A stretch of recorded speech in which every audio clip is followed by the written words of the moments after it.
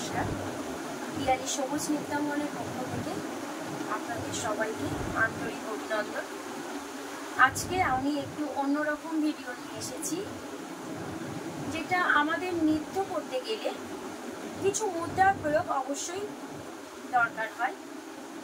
সেই মুদ্রা কাকে বলে, কয় প্রকার, সেগুলো আমরা অনেকেই জানি না। তো এখন আমরা প্রথমেই বলবো মুদ্রা কাকে বলে।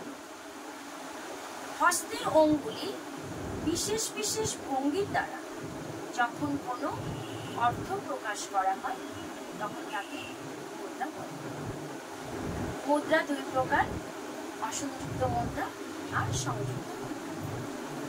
এখন আমরা অসংযুক্ত মুদ্রা কাকে বলে জানব।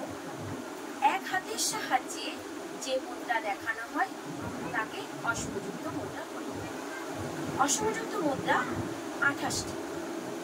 তো অসংযুক্ত মুদ্রা শুরু।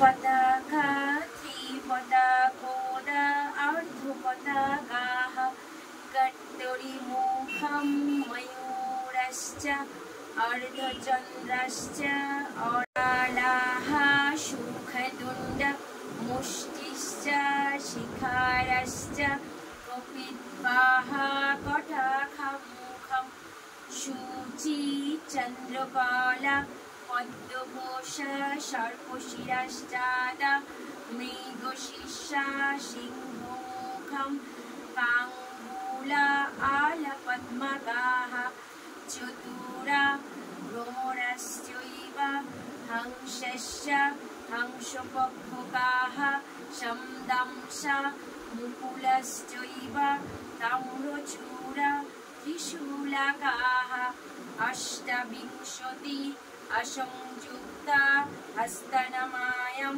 নামামি কৈত্রমঠ।